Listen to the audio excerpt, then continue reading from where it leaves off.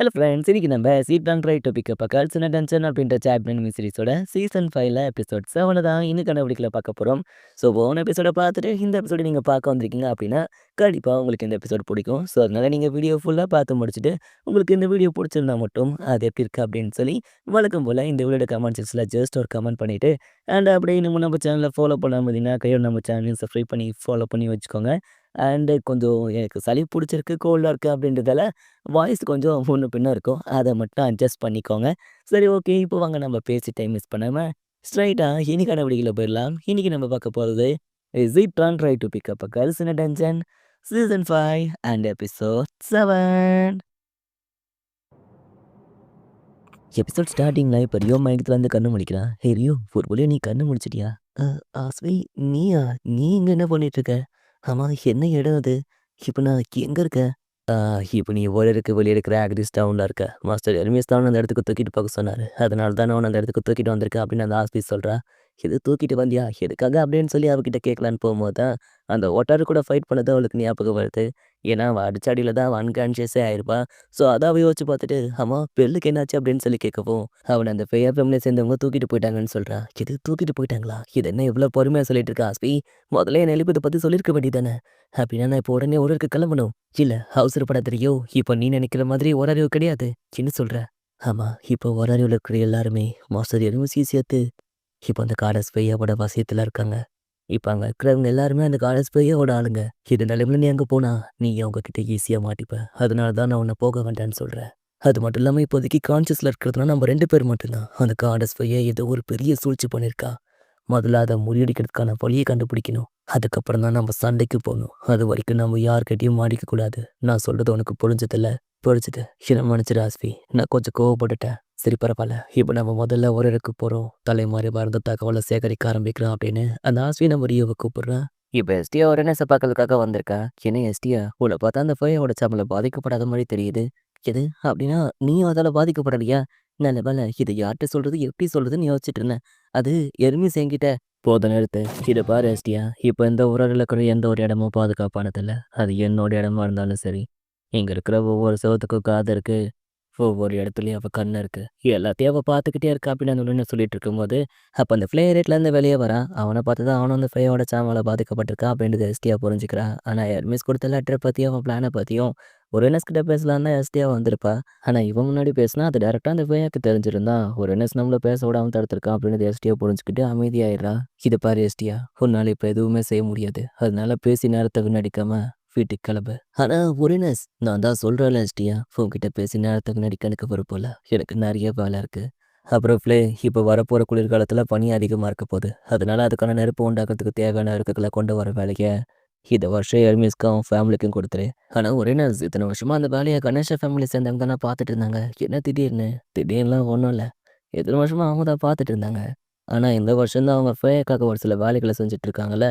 So அந்த வேலையை பார்த்துட்டு இந்த வேலையை கண்டிப்பாக அவங்களால பார்க்க முடியாது. அதனால தான் அந்த வேலையை எர்மிஸ் கிட்ட கொடுக்க சொல்கிறேன் அப்படின்னு ஒரினஸ் அந்த பிளே கிட்ட சொல்கிறான். அந்த பிளேவும் சரின்னு சொல்லிட்டு அங்கேருந்து கிளம்பிடுறான். அப்புறம் எஸ்டியாவையும் அங்கேருந்து கிளம்ப சொல்கிறான். நம்ம எஸ்டியாவும் சரின்னு அங்கேருந்து கிளம்பிடுறான்.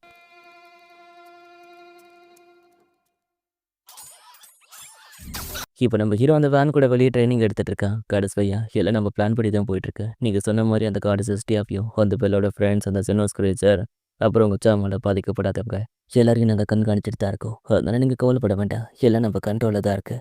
அப்புறம் அந்த பெல்கிட்ட நிறைய இம்ப்ரூவ்மெண்ட் தெரியுது. அவள் ஆரம்பத்துலேருந்து நம்ம ஃப்ளவங்கில் இருக்கிறதால அவன் கொஞ்சம் கொஞ்சமாக நம்ம ஃபேமிலியை சேர்ந்தவனாக மாறிட்டு போகிறான். இப்படியே போச்சுன்னா நீங்கள் ஆசைப்பட்ட மாதிரி முழுசாக நம்ம ஃபேமிலியில் ஒருத்தனாவே மாறிடுவான். அதனாலே நாங்கள் அவனை பெருசாக வெளியே பெறதில்ல. அப்புறம் அவன்கிட்ட நிறைய திறமைகள் இருக்குது. ஸோ அதெல்லாம் வச்சு பார்க்கும்போது அவன் நம்ம ஃபேமிலியில் இருக்கிறதுக்கு ஒருத்தனவன் தான். அதுவும் அவனோட ஒவ்வொரு ட்ரைனிங்லேயும் அவன் ஸ்ட்ராங் ஆகிறது நல்லாவே தெரியுது. இதே மாதிரி ட்ரைனிங்கை கொடுத்தோன்னா அவன் எங்களை சர்ப்ரைஸ் பண்ணுறதுக்கு நிறைய வாய்ப்பு இருக்குது காடஸ். எனக்கு தெரியும். அதனால தான் நான் அவனுக்கு ட்ரைனிங் கொடுக்குற வேலையை நான் உங்ககிட்ட படிச்சிருக்கேன். ஸோ நீங்கள் சொல்கிறத வச்சு பார்க்கும்போது சரியான கைகளில் தான் அந்த வேலையை படிச்சிருக்குன்னு நினைக்கிறேன். சரி, அப்புறம் ட்ரைனிங் கொடுக்குறேன்னு அவனுக்கு ரொம்ப நெருக்கடி கொடுக்க வேண்டாம். அப்பப்போ அவனுக்கு கொஞ்சம் ஃப்ரீடம் கொடுங்க. ஆனால் அதுக்காக அவனை கண்காணிக்காமல் விட்டுறக்கூடாது. அவன் மேலே எப்போவுமே ஒரு கண்ணை இருந்துக்கிட்டே இருக்கணும். புரிஞ்சுதா? புரிஞ்சுது காடஸ். நல்லது. அப்புறம் வேற என்ன? காடஸ், இன்னொரு பிரச்சனை இருக்குது. என்ன பிரச்சனைடா? அது அந்த வேல் 2 நாளைக்கு முன்னாடி என்கிட்ட லேடி சீரை பற்றி கேட்டான். சரி, அதுக்கு நீ என்ன பதில் சொன்ன? அப்படி ஒருத்தங்க இல்லவே இல்லன்னு சொன்னேன். ஓகே. அதான் நீயே கரெக்ட்டா பதில் சொல்லிட்ட ஈடான். அப்புறம் எதுக்கு வந்து என்கிட்ட சொல்லிட்டு இருக்க? இல்ல கணேஷ், ஒரு வேளை அவன் திரும்ப பொண்டாட்டி செய்யற பத்தி கேட்டானா, நான் என்ன பதில் சொல்றது? இப்ப என்ன பதில் சொன்னியோ, அதே பதில சொல்லு. சீரன்ற ஒருத்தி கிடையவே கிடையாது. புரிஞ்சுதா? புரிஞ்சுது காடஸ். நல்லது. சரி ஈடான், இந்த காடஸ் ஃபெஸ்டிவலுக்கு முன்னாடி நாள் வரைக்கும் ஏதோ பயலுக்கு பயங்கரமா ட்ரைனிங்லாம் குடுத்துட்டு இருந்தியா? அது என்ன கதை? இல்ல காடஸ், அந்த பயலுக்கு மேனர்ஸ்னா என்னன்னு கொஞ்சம் கூட தெரியல. யார்ட்ட எப்படி பேசணும்னு கூட தெரியல. காட்டா மாரி நடந்துக்கிறான். இந்த லட்சணத்துல அவங்க கூட டேட்டிங் வந்தா, அவங்களுக்கு தான் தேவையில்லாத டென்ஷன். அதனால தான் ஒரு டேட்டிங்ல எப்படி டீசென்ட்டா நடந்துக்கணும்னு ஒரு சில ட்ரைனிங்க குடுத்து அனுப்பிச்சேன். பட் அப்படி இருந்தும் அந்த பைத்தியக்காரன் கொஞ்சம் கூட திருந்தல. இப்போ வரைக்கும் உங்கள தேவையில்லாம டென்ஷன் படுத்தி கோவப்படுத்திட்டு இருக்கான். அதுக்காக நான் உங்ககிட்ட மன்னிப்பு கேட்டுக்கிறேன். அதுக்கு நீங்க என்ன தண்டனை குடுத்தாலும், அத நான் ஏத்துக்க தயார். இல்ல இடான், எனக்கு அதுல எந்த ஒரு கோவமும் இல்ல அப்படின்னு ஃபர்ஸ்ட்டு சாஃப்ட்டா சொல்லிட்டு, எனக்கு அதுல எந்த ஒரு கோவமும் இல்ல அப்படின்னு செகண்ட் டைம் தடவ சொல்லவும், அவங்க கோவமா தான் இருக்காங்க அப்படின்றது மத்தவங்கலாம் புரிஞ்சுக்கிறாங்க. சரி கடஸ், அப்படின்னா எனக்கு இன்னொரு வாய்ப்பு கொடுங்க. இந்த வாட்டி நான் அவனுக்கு சரியான பாடத்த சொல்லிக் குடுக்குறேன். அவனோட ஃபுல் பொட்டன்ஷியலையும் அன்லீஷ் பண்ணி, அவன முழுசா உங்களுக்கு புடிச்சவனா நான் மாத்தி காட்டுறேன். அதுக்கு நான் அவனோட பர்சனல் ட்ரெய்னரா இருக்கேன். நீங்க தான் எனக்கு அனுமதி கொடுக்கணும். சரி, இதனால உனக்கு என்ன கிடைக்க போகுது ஈடான்? உங்களோட நம்பிக்கை. நான் உங்களுக்கு நேர்மையானவன்றத காட்ட எனக்கு இது ஒரு வாய்ப்பு. சரி. அப்படின்னா நான் அவனுக்கு அனுமதி கொடுக்குறேன் அப்படின்னு அந்த பையன் ஒத்துக்கிறான். அதுக்கப்புறம் அந்த ஈடான் நம்ம ஹீரோக்கு ட்ரைனிங் கொடுத்து புரட்டி எடுத்துட்டு இருக்கான். என்னால இதை பத்தி யோசிக்க முடியல. ட்ரைனிங்னு ஓடிட்டு இருக்கேன். எத்தனை நாள் ஆச்சுன்னு தெரியல. பழச பத்தி யோசிக்கவும் நேரம் இல்ல. ஆ! ரொம்ப ஸ்லோவா இருக்கா அப்படின்னு ஒரு அடியில் நம்ம ஹீரோவை அடிச்சு படுக்க வச்சிடுறான். தாரை என்னடா இன்னும் நக்கிட்டு இருக்கா, சீக்கிரம் எழுந்து சண்டை போடு அப்படின்னு சொல்லவும், திரும்பவும் நம்ம ஹீரோ கத்தி எடுத்துட்டு அவங்க கூட ஃபைட்டுக்கு போறான். அண்ட் இப்போ ட்ரைனிங்லாம் முடிச்சதுக்கப்புறம் இப்போ நம்ம ஹீரோ மொத்தம் கூட உட்காந்து சாப்பிட்டுட்டு இருக்கான். ஹே பெல், எனக்கு ஒரு விஷயம் சொல்லு. நீ சண்டை போடும்போது ஒரு சில சமயத்துல உன் ரைட் ஹேண்ட் ஷேக் ஆகுதுல்ல? ஆ, ஆமாப்பா. ஆனா இப்போ வரைக்கும் என்னால அதை ஸ்டாப் பண்ண முடியல. ஓ! சரி, அப்படின்னா நான் சொல்ற மாரி செஞ்சு பாரு. அந்த மாரி டைம்ல நீ அட்டாக் பண்ண பார்க்காத. ஏன்னா அப்போ உன் அட்டாக்ஸ்லாம் ரொம்பவே ஸ்லோவா இருக்கும். அப்போ எதிரே உன் மூவ்மெண்ட்ஸை ஈஸியா ரீட் பண்ணி உன்னை ஈஸியா டிஃபீட் பண்ணிட்டு போயிடுவான். ஸோ அந்த மாரி டைம்ல நீ அட்டாக்ல போறத விட டிஃபென்ஸ்ல போறது ரொம்பவே பெட்டர். ஏன்னா அப்போ எதிரியோட மூவ்மெண்ட்ஸை உன்னால ரீட் பண்ணவும் முடியும். ஷேக் ஆகுறவன் கையை ஸ்டாப் பண்ண கொஞ்சம் டைமும் கிடைக்கும். ஒரு வேளை எதிரி உன்னோட ஃபாஸ்ட்டா இருந்தான்னா உன்னோட லெஃப்ட் ஹேண்டை யூஸ் பண்ணு. ஆனா நீ லெஃப்ட் ஹேண்டை தான் யூஸ் பண்ண போற அப்படின்றது எதிரிக்கு தெரியக்கூடாது. நீ உன்னோட ஷேக் ஆகுற ரைட் ஹேண்டை யூஸ் பண்ற மாரி வந்து அப்புறம் உன் லெஃப்ட் ஹேண்டை யூஸ் பண்ணினா எதிரியை ஏமாத்துறதுக்கு இது ஒரு நல்ல வழி. அதுலயும் 1 on 1 பேட்டில்ல இது ஒரு நல்ல டாக்டிக். முடிஞ்சா ட்ரை பண்ணி பாரு. ஓ! ரொம்ப தேங்க்ஸ் மிஸ்டர் பேன்.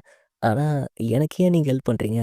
ஏன்னா ஒரு வாரியரா உன் திறமைக்கு நான் கொடுக்குற மரியாதை. மாஸ்டர் இரானியும் மற்றவங்களையும் எதிர்க்கிறது அவ்வளோ ஒன்றும் சொல்லப்போல. ஸோ நீ அங்கே கூட ட்ரைனிங் எடுக்கிற. ஏதோ என்னால் முடிஞ்ச சின்ன உதவி. ஆனா அதுக்காக நான் உன்னை வெறுக்கலன்றது அர்த்தம் இல்ல. நான் எப்பவுமே உன்னை வெறுத்துக்கிட்டே தான் இருப்பேன் அப்படின்னு அவன் கோவமா சொல்றான். ஆனா மறுபடியும் சண்டை போட ஆரம்பிச்சிட்டாங்களா அப்படின்னு மத்தவங்க அந்த வேனை கிண்டல் பண்றாங்க. தென் இப்போ சாப்பிட்டு முடிச்சதுக்கப்புறம் நம்ம ஹீரோ அந்த ஃபேயை பார்க்கறதுக்காக வந்திருக்கான். அந்த நம்ம ஹீரோவை யார் கொண்டு வந்து விட்டுருப்பான் அப்படின்றது எல்லாருக்கும் தெரிஞ்சிருக்கும். அது யாருன்றதையும் ஒரு கமெண்ட் பண்ணிட்டு போயிடுங்கோ. சரி பென், உன்னோட அந்த சாபத்தை நீக்க நீ தயாரா இருக்கியா? அ எத சொல்றீங்க? அதான் அந்த சாபத்தால வந்த இப்போ எஸ்டிஆர் வெர்ஷன்ல இருக்கிற உன்னோட அந்த புதிய மெமரிஸ சொல்றேன். இது பாரு பெல், இந்த மெமரிஸ் எல்லாம் நீ கஷ்டப்படுறத என்னால பார்க்க முடியல. நீ கஷ்டப்பட வேண்டிய அவசியமும் இல்ல. நீ சரின்னு சொன்னா இது எல்லாத்தையும் மார்க்கடிக்க ஒரு சின்ன ட்ரீட்மெண்ட்டே போதும். என்ன சொல்ற? ட்ரீட்மெண்ட் எடுத்துக்கிறியா அப்படின்னு அவன் நம்ம ஹீரோவை கேட்கவும், நம்ம ஹீரோ யோசிக்க ஆரம்பிச்சிடுறான். இப்போ மட்டும் இவன் இதுக்கு சரின்னு சொல்லிட்டா, இப்போ அவனோட மெமரிஸை சந்தேகப்பட ஆரம்பிச்சிட்டான்னு அர்த்தம். அப்படி நடந்தா எஞ்சாம எதிர்க்கிற இவன் எபிலிட்டியோட பவர் குறைய ஆரம்பிச்சிடும். அதுக்கப்புறம் அவன் மைண்டை பிரேக் பண்ணுறதோ அவனை பிரேக் பண்ணுறதோ ஒரு விஷயமே இல்லை. அவனை ஈஸியா எனக்கு சொந்தமாக்கிப்பான் அப்படின்னு அவன் வில்லத்தனமா யோசிச்சுட்டு இருந்தா, இல்லைங்க அதெல்லாம் ஒன்றும் தேவையில்ல, நான் நல்லா தான் இருக்கேன், எனக்கு ட்ரீட்மெண்ட்லாம் வேணாம் அப்படின்னு நம்ம ஹீரோ சொல்லிடுறான். அதை கேட்டதா அவன் டிசப்பாயின்மெண்ட்டோட, சரி ஓகேப்பா நான் உன்னை தொல்லை பண்ண விரும்பல, நீ கிளம்பு அப்படின்னு சொல்லி அவனை அமுச்சு விட்டுறான். தென் இப்போ அவள் தனியாக நின்றுக்கிட்டு இருக்க, பின்னாடி அந்த ஓட்டர் வந்து நிற்கிறான். கடைசியா அந்த டிரைவனை கண்காணிச்ச வரைக்கும் அந்த மாமாமையும் எதுவும் பிரச்சனை பண்ணுற மாதிரி தெரியல. ஆனால் நாங்கள் சிட்டி ஃபுல்லாக தேடிட்டோம், எங்கே தெரியும் அந்த கிளேபின் கிடைக்கல கடஸ். அப்படின்னா அவன் இந்த சிட்டிக்குள்ளே இல்லை ஓட்டாரோ? நான் சந்தேகப்பட்டது சரிதான். அப்படின்னா அந்த ஹெர்மெஸ் ஃபேமிலியை சேர்ந்த யாரோ ஒருத்தர் தான் அவளை இந்த சிட்டியை விட்டு வெளியே கொண்டு போயிருக்காங்க. அப்படின்னா இப்போ நம்ம என்ன பண்ணுறது காடஸ்? கவலைப்படாத, அந்த மீனுங்க எங்கேயும் போயிடாது, திரும்ப இங்கே தான் வரும். அப்படியே அதுங்க திரும்ப வந்தா அதுங்களை பிடிக்க பல தயாராக இருக்கணும் அப்படின்னு அந்த பையன் சொல்லிகிட்டே இருக்கும்போது, இது பக்கம் நம்ம ஆஸ்திரேலியாவும் சிட்டிக்குள்ளே என்ட்ரு ஆகுறாங்க. ஆனால் அந்த மீனுங்களை பிடிக்கிறது அவ்வளோ ஒன்றும் சொல்ல போல, மீன் குத்தி மாதிரி பார்த்துக்கிட்டே இருக்கணும். அதனால எல்லாரையுமே கவனமாக இருக்க சொல்லு. அப்புறம் பிரச்சனை இதோட முடியல, இன்னொருத்தையும் பிரச்சனையா இருக்கா. அப்பதான் அனிகா. ஏன்னா அவளும் எதையும் மறந்துருக்க மாட்டா அப்படின்னு சொல்றா. பார்த்தா இந்த பக்கம் நம்ம அனியா ஒரு ரூம்ல பிரம்ம பிடிச்ச மாதிரி உட்காந்துட்டு இருக்கா. எப்ப ஆனியா, உனக்கு என்னம்மா ஆச்சு? பிறகு நீ நோய் வந்த சாமியார் மாதிரி போத்தி நான் உட்காந்துக்கிறேன். கடையில் எவ்வளோ வேலைக்கு தெரியுமா? இங்கே சோகமாக்குறேன்னு சும்மா உட்காந்துக்கிறேன். ஒழுங்கா எழுந்து வா அப்படின்னு லூனாவும் இன்னொருத்தையும் அவளை கடைக்கு கூட்டிட்டு போறீங்க. ஆனா கடைக்கு வந்தா அவ சோகமா தான் இருக்கா. அப்பப்பப்பா! இந்த கேண்டஸ் ஃபெஸ்டிவல் வந்ததும் வந்துச்சு. எவ்வளோ வேலை. எல்லா வேலையும் நாமளும் இழுத்து போட்டு செய்ய வேண்டியதா இருக்கு. இதுல இவ்வளோ வேற வேலை செய்யலினா, எதையோ பறி குடுத்த மாரி சோகமாவே இருக்கா. பிரியா இருந்தாலாவது கொஞ்சம் ஹெல்ப்ஃபுல்லா இருந்திருப்பா. ஆனா அவளும் எங்க போனான்னு தெரியல. அந்த கேண்டஸ் ஃபெஸ்டிவல் அப்ப காணாம போனவ. இப்ப வரைக்கும் ஆள காணோம். எங்க தான் போய் தொலைஞ்சாளோ? ஆமா, அவ மட்டும் இல்ல. சேர கூட ஆள காணோம்.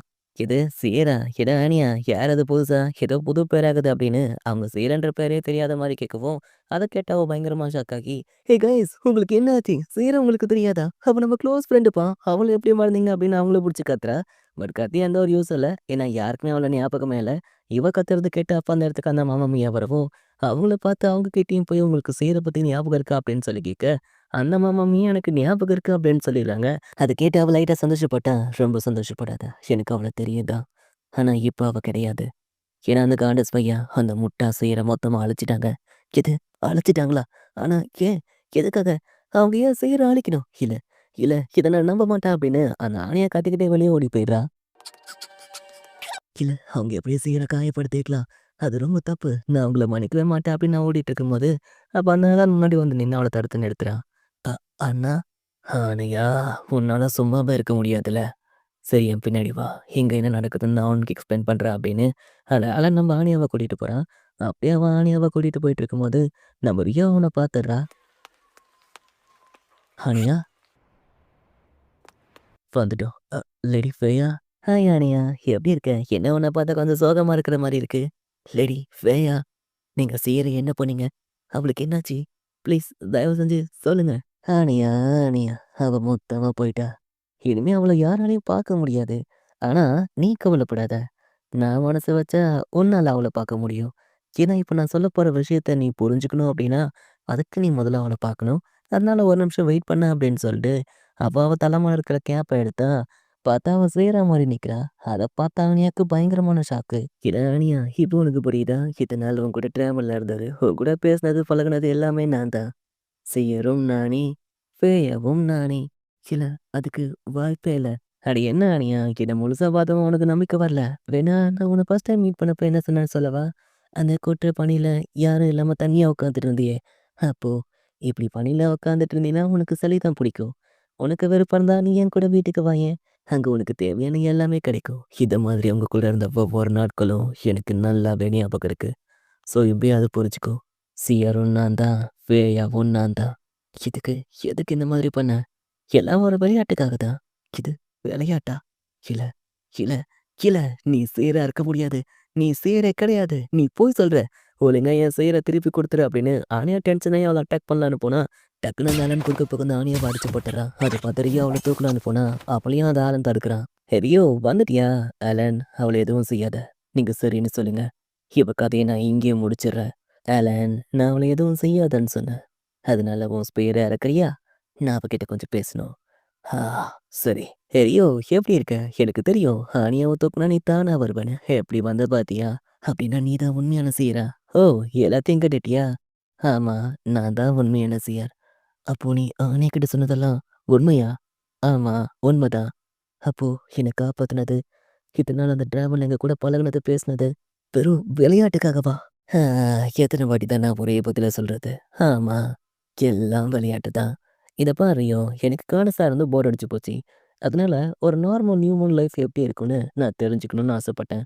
ஸோ அந்த லைஃப்ப நான் வாழ்ந்து முடிச்சுட்டேன். அப்படி நான் வாழ்ந்து முடிச்சதுக்கப்புறம் இதான் நான்னு சொன்னா, நானே ஏத்துக்க மாட்டேன்னு சொன்னா. அதனால தான் நான் அவள தேவையில்லாம காயப்படுத்த வேண்டியதாயிடுச்சு.